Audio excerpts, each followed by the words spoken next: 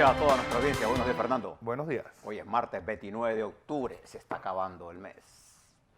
Oiga, Fernando, usted no deja de sorprender a nuestra audiencia con su sabiduría. Esa explicación que usted hizo de Turquía. Turquía es un país fascinante, pero yo me pregunto, ¿cuáles países usted no ha ido? Porque usted dice, los que conocemos Turquía. A mí lo que más me fascina de Turquía es Estambul. No, Estambul. Ahí están todos los espías del mundo. A mí hay un autor que me encanta, que ganó el premio Nobel en el año 2004. Él se llama Omar Pamuk. Entonces él tiene una obra que se llama Estambul. Y a mí una de las partes que más me encanta fue que en el año, recién llegó Mustafa Kemal al poder. A la gente le prohibían caminar con la boca abierta por las calles de Estambul. La gente asombrada caminaba mirando los edificios y la policía te multaba si hacía eso. Y las novelas turcas. Hay una serie en Netflix, precisamente, Las telenovelas. que se llama El dinero sucio. Turca. ¿Ah? Han hecho un negocio de eso. Turquía es un país fascinante. Fascinante. Es el puente entre Asia y Europa. Oiga, y no hay nada más importante que lo que usted mencionó de esa novela de Steinberg, Las uvas de la ira o The Grapes of Wrath, que esa novela, fíjese, escrita como se le señaló Fernando, para describir ese escenario de los 20, la depresión. Fue una de las obras más controversiales de su época. Y Steinbeck decía, quiero etiquetarles con la vergüenza a los, es una palabra sucia, voy a poner a los canallas que hicieron esto, pero uso otra palabra. Y esa novela se convirtió en la novela más odiada, que después llegó al cine. Después vino a ser la representación más real de lo que causó esto. Y fue la codicia. Y ahora en este mundo que le hablábamos ayer de lo que está ocurriendo en nuestro continente, nada más nos permite explicar mejor todo esto que entender cómo el capitalismo en todas sus fases. El capitalismo tiene muchas fases, ¿ah? No nos engañemos que lo que estamos viendo... Sí, él involuciona y se nombra... Y esa es su virtud, ¿no? De poder transformarse. Es el único sistema que ha probado ser factible. Sí. Ahora, en esta fase en que se encuentra, la fase del monopolio del capital financiero, en la que el trabajo abstracto ha sustituido al trabajo concreto, es decir, me refiero a que la producción de riqueza, la industria, la agricultura, el comercio, la producción de puertos, ha pasado a segundo nivel y todo se hace en transacciones multimillonarias inconcebibles para nosotros en bolsas de valores. Y de bienes totalmente intangibles que no sirven absolutamente para nada. Es decir, ¿para qué sirve Facebook? ¿Para qué sirve Twitter? ¿Para qué sirve...? Y sobre la base de una moneda que no está respaldada en nada. En nada. Nada. Esta, digamos, situación ha generado esta concentración asombrosa de la riqueza en la que un Zuckerberg puede mantener una riqueza de, qué sé yo, 150 mil millones de dólares, en que las grandes empresas productoras de ocio circulan en el mundo más de 500 mil millones depositados por todos lados, en la que la gran acreedora del mundo es la República Popular China, la que tiene la deuda de otros países, incluyendo la de Europa y los Estados Unidos. Bien. Yo creo que le recomiendo que cuando uno tiene ciertos problemas, uno debe recurrir a los clásicos. Esta es uno de los clásicos. Me alegra que Fernando, de forma acertada, lo traiga hoy. Que no solamente las uvas de la ira, sino el Mago de Oz. Por eso la gente mala venía del este, de Washington, de Nueva York, es decir, por eso el Mago de Oz trata sobre ese poder etéreo que a la larga no es nada más que los miedos de los demás. Esa es la esencia del Mago de Oz, por eso se hace en esa época. Bueno, una contribución literaria. Recuerde que en la literatura, en la lectura, usted encuentra el placer de poder incluso ordenar sus pensamientos. Nadie que no lee, no es el problema de estar tuiteando, es el problema de entender, de comprender el fenómeno que se está dando. Por eso Dorothy es la esencia del americano puro, que le falta cerebro, valor, corazón, es decir, todo es esa búsqueda de los sentimientos que se perdieron durante esa Gran Depresión. Vale esta introducción para internarlo inmediatamente en la selva informativa en que estamos complicados. Sacar un resumen de noticias para compartirlo con ustedes, para que usted ponga en perspectiva todas estas cosas. Fíjense en los Estados Unidos. Voy a partir por ahí porque cuando Estados Unidos le da resfriado, a nosotros nos daba pulmonía. Ahora nos da una pulmonía menor. Sí. Estamos más diversificados. Porque nos arropemos bien. Cuando a los Estados Unidos le pasa algo, a nosotros nos pega. Primero porque somos una extensión del mercado de dólares, una cosa que tenemos nosotros, y además porque es nuestro principal socio. Oiga. Yo siempre le insisto, los locos solo quieren que a los Estados Unidos le vaya mal. A nosotros nos conviene que a los Estados Unidos le vaya bien. Pero ayer Nancy Pelosi, en compañía de la dirección del Senado demócrata, anunció que este jueves se hará la votación para decidir sobre el proceso de investigación, para oficialmente formalizar la investigación al proceso que se le seguirá al presidente por un juicio político, lo que se conoce en inglés como un impeachment. Esa votación será el jueves. No es necesaria hacerla, pero la van a hacer. ¿Y por qué? Pero esa que usted ve ahí es Nancy Pelosi, ella es la speaker de la Cámara, la vocera. ¿Por qué es necesario hacerla? En primer lugar, porque al tener esa autorización, las audiencias podrán ser en público. Y todos nos podemos enterar de qué es lo que está ocurriendo, cuál es la información detallada. Esto tiene su parte política de la guerra que está allá, pero va a tener implicaciones económicas y financieras. Escuche lo que le estoy diciendo. Bueno, además de la decisión de ella misma de pedirle a la diputada Hills que abandonara su escaño, ¿no? Sí, por el romance. Por el romance. Esas son las cosas que a mí me llaman la atención de lo que yo llamo la hipocresía de un sistema. Sex que tiene 1/3 de los niños que nacen en los Estados Unidos fuera del hogar. ¿Ya sabes eso? Entonces se escandalizan por un romance que... Y obligan a la muchacha... Esas son las normas tipo del puritanismo hipócrita. Bien, no voy a ir más allá. La segunda razón por la que se va a hacer esa votación es porque esto le permitirá trasladar al el Comité Judicial de la Cámara de Representantes todo el proceso. Y tercero, que le quitaría un arma de debate y permitiría mayor participación a la buena o a la mala de los miembros del staff de la Casa Blanca. Eso va a ocurrir este jueves. Mientras nosotros estamos en tambores y cornetas, allá están con bazooka y disparándose duro. Eso no es bueno, pero eso es lo que está ocurriendo. Preste la atención a este impeachment, que creo que acuérdese que después de este proceso, cuando se lleva a votación y se votará y se aprobará por mayoría simple, irá al Senado para el juicio. Ellos piensan hacer esto, según mis cálculos, que estén en juicio en, digamos, la última semana de noviembre, pero ya por Thanksgiving Day, por ahí. Bien, esto tiene al señor presidente de los Estados Unidos disparando morteros de su tuitero, que es un hombre que tiene esta audiencia en Twitter, se ha convertido él y Giuliani en sus propios enemigos. Bien, esto para que usted tenga esto en los Estados Unidos, este jueves será la votación, nosotros lo mantendremos informado de esto. Quiero hablarle de Colombia, porque en Colombia, como le dije, en las conclusiones que leí no voy a variar ninguna, creo que Colombia se movió hacia el centro. Pero me ha llamado la atención, Fernando, en la forma como ha manejado la elección de Claudia López, que han centrado la discusión en si Claudia es una lesbiana o no. Es, sin duda alguna. Ella lo reconoce, pero eso no es el problema fundamental aquí. Definir quién es una persona a través de sus gustos sexuales me parece una tontería. Claudia, que ustedes sepan, es una de las mujeres de este planeta mejor graduadas.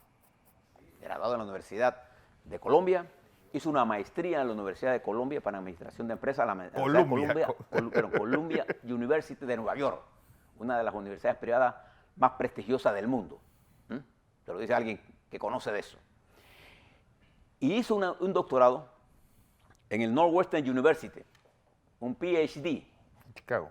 En política. Es una militante, investigadora, politóloga, periodista de primera línea. Y no es de esos que digan, vayan. Ella dice, sígame. Ella fue como investigadora social la que armó todo el caso de los de la parapolítica. De la parapolítica. Y de esas investigaciones hay más de 40 altos funcionarios del gobierno de Colombia presos. Se enfrentó al presidente Uribe. No es ninguna comunista. Es una mujer que cree en la protección de los pobres. Ella sí es una militante de lo que cree. Es una mujer altamente preparada. Y me molesta que estén solamente viendo que si es LGTB. Sí, es la primera mujer alcaldesa de Bogotá. Que llega a la alcaldía, a la primera, después del presidente, esta es la segunda puesto más importante. Igual que es la segunda alcaldía más importante. La segunda alcaldía más importante es la de Medellín, que también la ganó un independiente, que también está bien preparado. Entonces, ¿por qué yo le planteo esto? Porque en Colombia ha habido un cambio y los partidos tradicionales van a tener que hacerse su propio autoanálisis de la mala participación que tuvieron en este proceso electoral. Turbay no, Julio César Turbay Ayala. No, el Galán, perdón. Galán es el que perdió Bogotá. Me equivoqué, y normalmente uno se equivoca y no hay ningún problema en reconocer. Galán, que corrió con un movimiento independiente. Los independientes han jugado los independientes en cuanto al pensamiento, porque es que la gente entiende a los independientes como antipartido. No, ellos corrieron como un partido. Las figuras nuevas están desplazando a las figuras tradicionales del liberalismo y el conservadorismo en Colombia. Eso es una cosa importante. Quería destacarle, cuando usted mire una elección, vaya al fondo. Uribe usted puede estar a favor o en contra de Uribe, pero Uribe es un hombre que dice lo que piensa. Él no hace concesiones en eso. Por eso es mal político. No hay nada peor en un político que decir lo que piensa, porque la mayoría de los políticos dicen lo que no piensan. Entonces dicen mentira. Alfonso Guerra era así. Sí. Martinelli. Son hombres que se meten en problemas por decir lo que piensan, pero son auténticos. Y Uribe reconoció ayer su derrota, sin adornos. Bueno, en Colombia está ocurriendo un proceso político interesante. El presidente Duque ha perdido base política de apoyo. Nosotros debemos prestar la atención porque Colombia es un socio importante para nosotros. En Chile, ayer continuaron las manifestaciones. ¿Usted conoce Santiago, Fernando? ¿No? No, que no conoce Fernando. Usted ve la avenida La Alameda, que desemboca ya en el Palacio de la Moneda, que es la parte, digamos, como el casco de nosotros. Bueno, ayer la gente trató de llegar a la avenida La Alameda, no lo dejaron, en una brutal represión. Incluso hay vistas en cuando la policía en Chile es militarizada, ¿no? Sí. Venía un contingente correteando muchachos. Los carabineros. Y cuando vieron la cámara se pararon y echaron para atrás. Hoy llegó ayer una misión de la ONU. Recuérdese que la comisionada de Derechos Humanos es Bachelet, expresidenta. Y en cierta medida responsable de haber abandonado. Acuérdense que en Chile la izquierda es responsable del abandono, porque la izquierda dominó más años que la derecha, para que esté claro. 22 de los 30 años que tienen. Para que estemos claros en lo que está ocurriendo. Entonces, esto que usted ve allí, mal puede atribuirse a la izquierda porque estos son los desencantados de los dos extremos. Y hoy hay una manifestación y a pesar de las medidas que el presidente Piñera ha tomado, Sebastián, ha tomado, de echar las medidas para atrás, poner un plancito de urgencia, diría yo.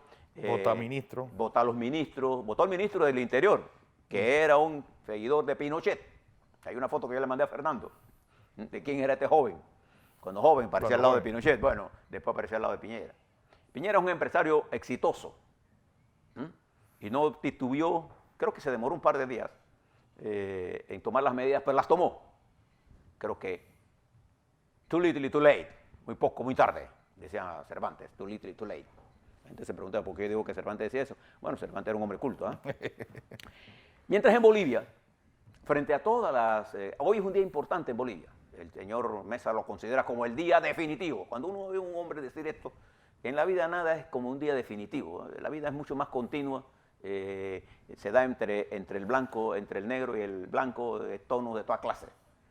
Pero dijo Mesa ayer que este era un día definitivo hoy. Bueno, Evo Morales montó una concentración en las afueras de La Paz, miles de personas, mineros, indígenas. El otro bando también tiene su gente, no engañemos en eso, indígenas también.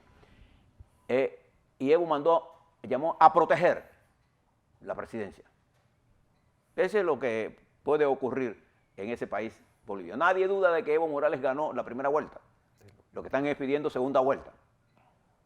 Y entonces Evo está llamando, ok, te quieren revisar, vamos a revisar. Si usted encuentra unas actas, dígame, y hacemos segunda vuelta.